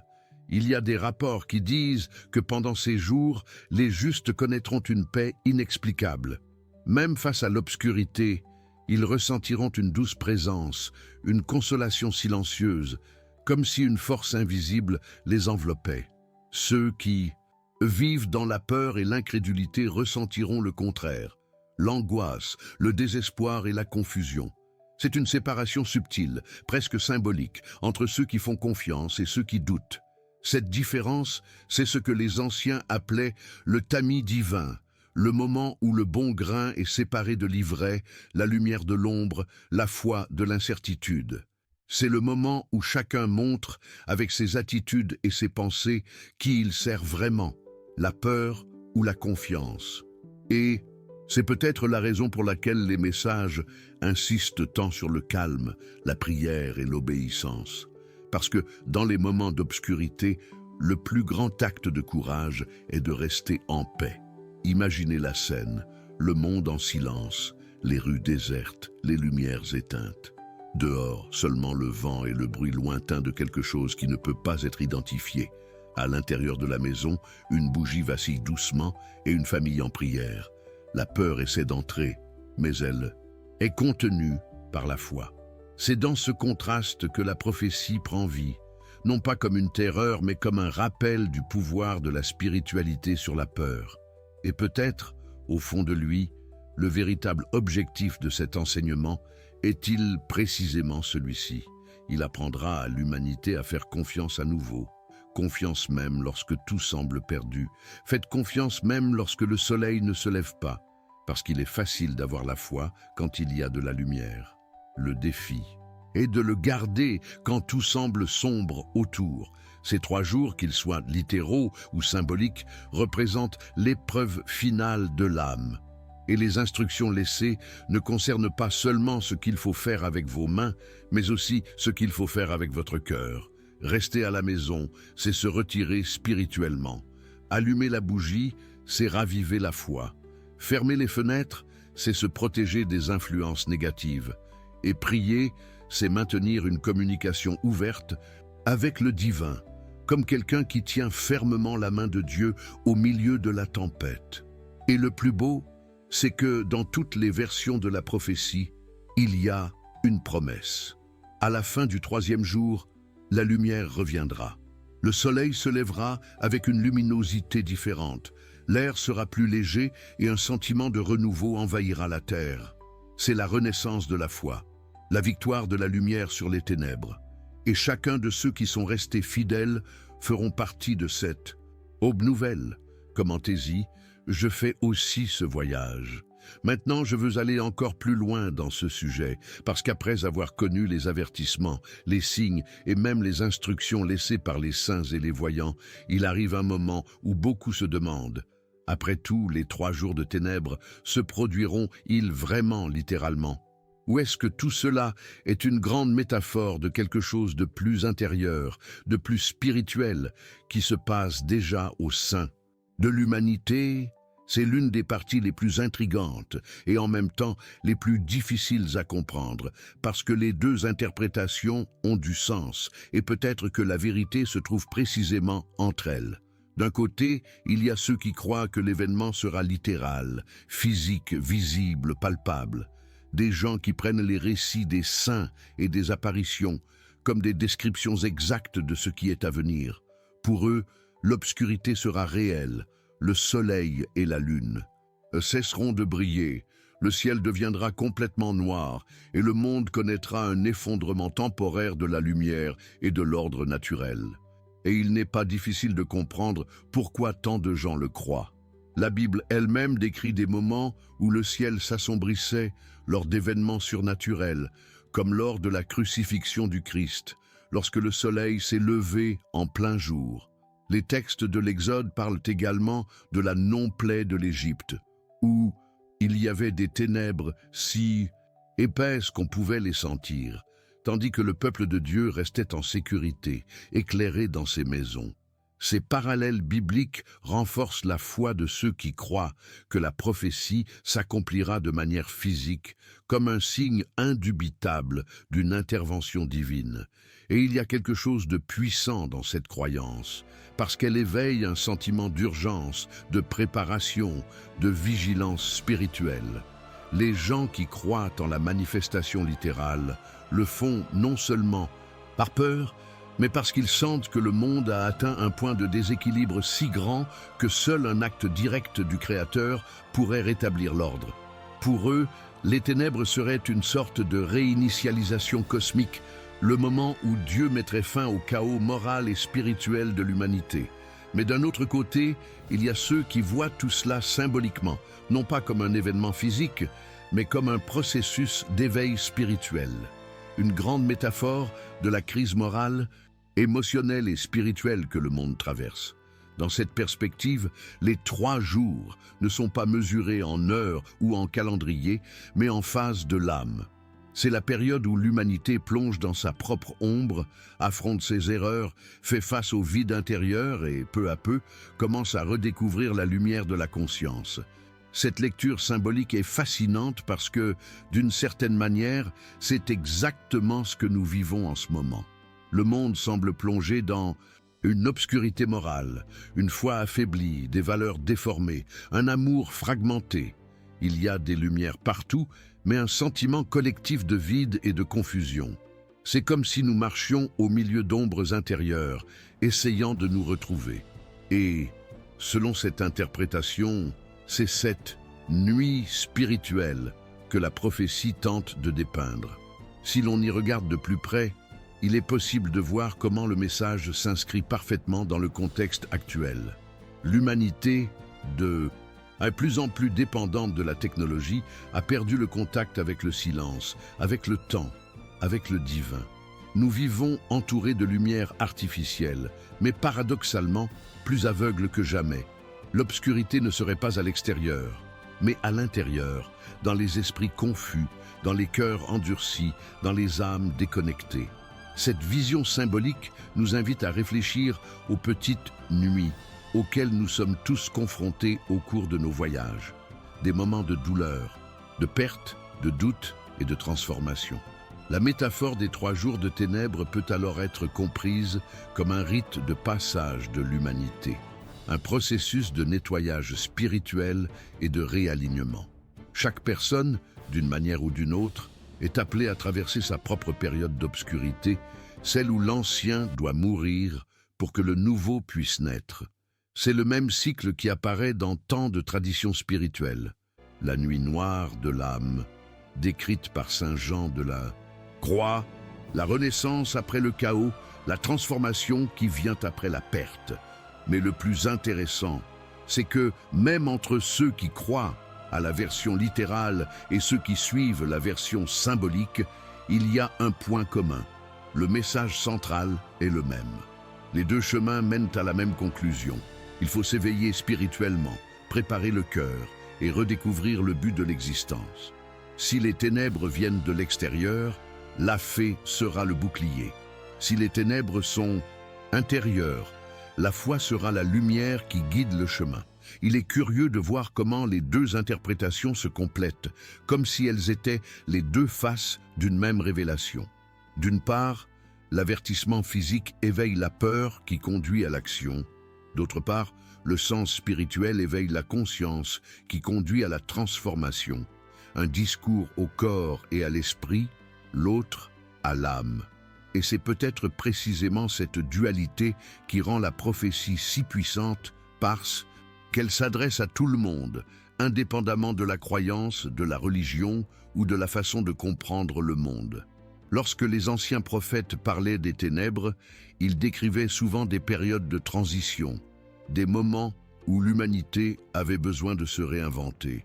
Et l'histoire montre qu'avant chaque grand réveil, il y a toujours une grande ombre. Il en a été ainsi avec le déluge, avec l'exode, avec l'exil, avec la crucifixion.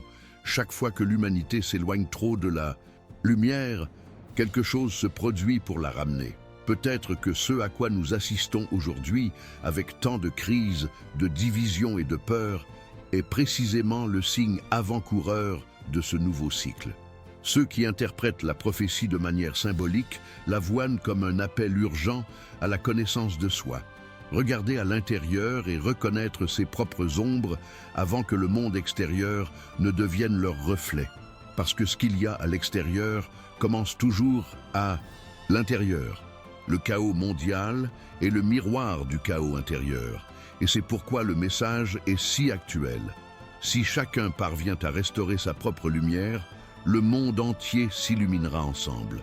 Mais en même temps, on ne peut ignorer le fait que de nombreux phénomènes récents ont fait reconsidérer même les plus rationnels. Le nombre croissant d'éclipses, les pannes de courant inexpliquées, les bruits étranges dans le ciel, les changements météorologiques extrêmes, tout cela ravive le doute. Et si la prophétie était en fait littérale? Et si tout ce que les saints ont dit était plus qu'une métaphore? Ce doute, au lieu de générer de la peur, devrait générer de la vigilance.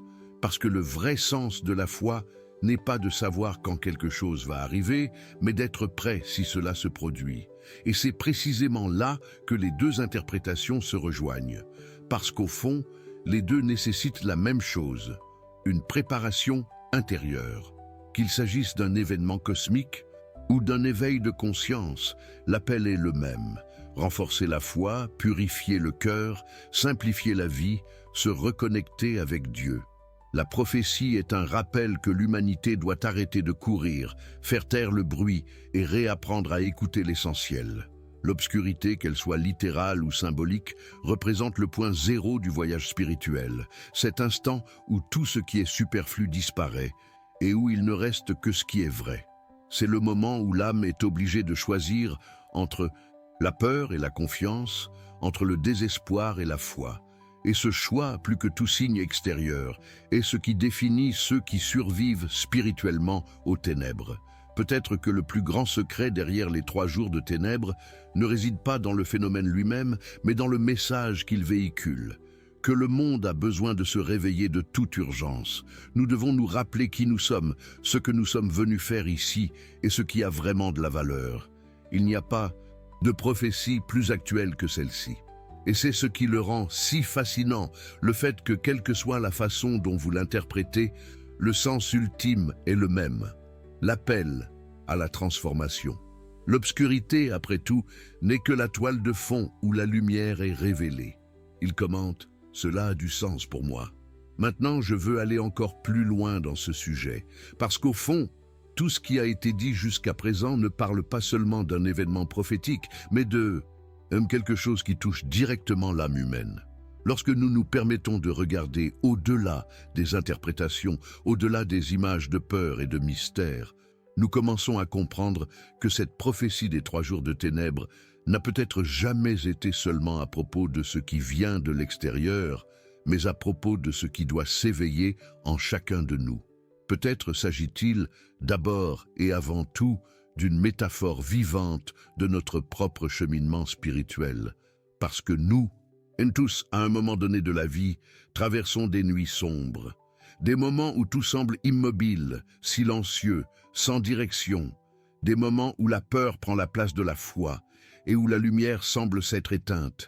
La différence, c'est que dans ces moments-là, ce qui nous sauve, ce n'est pas ce que nous avons, mais ce que nous sommes, et à quel point nous avons confiance dans le but plus grand derrière ce qui se passe. Les 3 jours de ténèbres, en ce sens, symbolisent ce temps où Dieu semble silencieux, où les prières résonnent et ne semblent pas avoir de réponse, où le cœur cherche une explication et ne trouve que le silence. Mais c'est dans ce silence qu'il travaille. C'est là, dans le vide, que la foi se polit. De même que l'or est purifié dans le feu, l'âme est fortifiée dans les ténèbres, parce que c'est lorsque tout ce qui est extérieur disparaît que la lumière intérieure a une chance de briller. Et c'est pourquoi cette prophétie touche tant de gens, même après des siècles. Parce qu'il s'agit de quelque chose d'universel. Il parle de transformation, il parle de la chute et de la renaissance. Il parle d'un Dieu qui, même en laissant l'ombre, n'abandonne jamais la sienne. Il parle d'un amour qui se révèle non seulement dans la joie, mais aussi dans la douleur, et qui nous invite à voir au-delà des apparences. Si l'on s'arrête pour y réfléchir, le monde entier vit dans une sorte d'obscurité collective. Les gens sont connectés tout le temps, mais de plus en plus distants. Il y a des lumières partout, mais peu de vrais looks. On parle beaucoup, mais on entend peu. La hâte a pris la place de la présence et la distraction est devenue une forme d'anesthésie. C'est comme si nous fuyions toujours quelque chose et en même temps, nous ne savions pas exactement quoi. Peut-être que les 3 jours de ténèbres sont un miroir de cette évasion. Un rappel que les êtres humains ont besoin de s'arrêter, de se recueillir et de regarder à l'intérieur. Qu'il est impossible de voir le divin si le cœur est plein de bruit. Que le silence et l'obscurité, aussi inconfortables soient-ils, sont les seuls endroits où l'âme se réorganise. Imaginez ce qui se passerait si soudainement le monde entier était forcé de s'arrêter. Pas d'écran, pas de notification, pas de distraction, seulement le son de son propre cœur. Qu'entendriez-vous? Que resterait-il si toutes les lumières extérieures s'éteignaient? Ce sont des questions que la prophétie provoque et qui sont peut-être plus importantes que l'événement lui-même, parce qu'il n'y a aucun moyen de craindre les ténèbres quand on apprend à allumer la lumière de l'intérieur. Et cette lumière n'est pas faite de bougies, ni d'électricité. Il est fait de conscience, du pardon, de gratitude, de se reconnecter avec ce qui compte vraiment. C'est la lumière de la foi vivante, de la paix qui ne dépend pas des circonstances. C'est le genre de lumière qu'aucune tempête ne peut éteindre. Quand les saints parlaient de ces 3 jours, ils ne décrivaient pas seulement un châtiment, mais un appel à la conversion. Et la conversion ne signifie pas seulement changer de religion, cela signifie changer de direction. Cela signifie tourner notre regard vers l'intérieur et reconnaître ce qui doit être transformé. C'est comme si le Créateur avait dit « Vous n'avez pas besoin d'avoir peur des ténèbres, je suis dedans aussi ».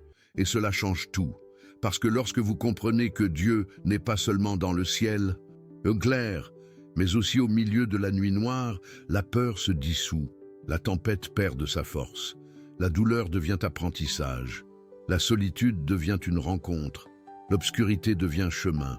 Et c'est à ce moment-là que la prophétie prend un autre sens, le sens de l'espoir. Après tout, chaque nuit a une fin, chaque silence cache une réponse. Et tout cœur qui fait confiance, même sans compréhension, finit par retrouver la lumière.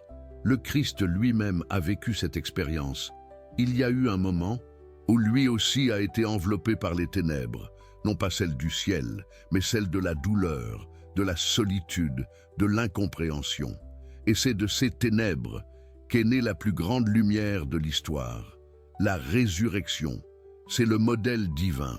D'abord vient le silence, puis le réveil. D'abord vient la croix, puis la vie nouvelle. Et peut-être que les 3 jours de ténèbres représentent exactement cela, l'intervalle entre le chaos et le renouveau. Le moment où le monde semble perdu, mais est en réalité sur le point d'être recréé. La chose la plus intéressante est que dans presque toutes les visions et tous les messages concernant cette prophétie, il y a une promesse très claire. La lumière revient, et quand elle revient, elle n'est plus la même qu'avant. Il en ressort plus fort, plus pur, plus vivant. C'est comme si la planète elle-même respirait à nouveau. Et c'est peut-être une façon de nous rappeler que, aussi sombre que tout puisse paraître, la lumière ne disparaît jamais, incomplètement. Elle attend simplement le bon moment pour revenir. La grande question est la suivante. Qu'allez-vous faire en attendant que la lumière revienne? Allez-vous perdre votre nom ou allez-vous profiter de ce temps pour vous retrouver? Laissera les ténèbres. Éteignez votre espérance ou allez-vous l'utiliser comme une occasion de fortifier votre foi? Ce sont ces décisions qui façonnent le destin de chacun d'entre nous. Et d'une certaine manière, c'est de cela qu'il s'agit dans toute cette prophétie des choix. L'humanité est toujours appelée à choisir entre l'ombre et la lumière, entre l'ego et l'âme, entre le bruit et le silence. Et les conséquences de ces choix vont bien au-delà de ce que l'on imagine. Chaque pensée, chaque attitude, chaque geste d'amour ou d'indifférence crée un impact invisible mais réel sur le tissu spirituel du monde. C'est pourquoi, plus que d'attendre un signe dans le ciel, le grand défi est peut-être d'éclairer son propre cœur. Parce que, lorsqu'une personne décide de changer, tout ce qui l'entoure change aussi. L'énergie change, les relations changent, les décisions commencent à avoir un autre poids, la vie commence à s'aligner sur le but. C'est un processus discret mais puissant, et c'est exactement ce que symbolise la prophétie. Le passage de la peur à la conscience, de l'aveuglement à la vision, de l'obscurité à la lumière. Et si vous y réfléchissez, ce message n'est pas seulement religieux, il est profondément humain, parce que nous tous, à un moment donné, devons faire face à notre propre apocalypse personnelle. Ces moments où tout s'effondre, où le sol disparaît et où il ne reste que la foi. C'est dans ces moments-là que l'on découvre qui nous sommes vraiment et à quel point nous sommes capables de recommencer. La prophétie des 3 jours de ténèbres, au fond, est un miroir de cette expérience. Il parle de la fin, mais aussi du nouveau départ, de la peur, mais aussi de la foi, de la douleur, mais aussi de l'amour qui refait surface après. Et c'est pourquoi, même s'il est ancien, il est toujours aussi vivant, parce qu'il parle de l'essence du voyage humain. Peut-être que les 3 jours de ténèbres ne concernent pas seulement ce qui viendra du ciel, mais aussi la lumière que nous devons raviver en nous, sur le courage d'affronter son propre vide et de croire encore, sur la sagesse de comprendre que même la nuit la plus longue prépare l'aube. Si vous êtes arrivé jusqu'ici, c'est parce que ce message a touché quelque chose à l'intérieur, et peut-être que c'est déjà un signe que vous faites partie de ce réveil dont nous avons tant parlé. Alors, avant de partir, je tiens à vous faire une invitation sincère. Si ce contenu vous a inspiré d'une manière ou d'une autre, cliquez sur le bouton « Merci » ci-dessous. Ce simple geste aide à maintenir cette œuvre vivante, à répandre la parole de Dieu et à faire en sorte que plus de personnes aient accès à des messages qui renforcent la foi, surtout en ces temps de confusion. Chaque contribution, aussi petite soit-elle, fait une énorme différence pour que nous continuions à atteindre plus de cœurs. Et si vous ne faites pas encore partie de cette communauté, abonnez-vous ici à la chaîne. De cette façon, vous ne manquez pas le contenu à venir. Il y a beaucoup de choses profondes à venir, et je veux que vous restiez avec moi dans ce voyage. Laissez également votre like, car c'est ce qui montre à YouTube que ce type de message a de la valeur et mérite d'être montré à plus de gens. Oh, et pour ceux qui veulent aller plus loin, jetez un coup d'œil à l'e-book Unraveling the Mysteries of the Apocalypse, qui se trouve dans le commentaire épinglé. Il a été fait avec une grande affection pour ceux qui veulent comprendre de manière pratique et spirituelle tout ce dont nous avons parlé ici, et peut-être découvrir des vérités qui étaient encore cachées. Et pour que je sache que vous êtes restés avec moi jusqu'à la fin, commentez là. Ce message était pour moi. Je veux voir qui sont ceux qui marchent vraiment côte à côte dans ce voyage de foi et de transformation. Maintenant, si vous voulez continuer à plonger dans ce sujet, il y a une vidéo ici sur le côté qui complète parfaitement ce dont nous venons de parler. Cliquez et restez avec moi là-bas. Restez avec Dieu.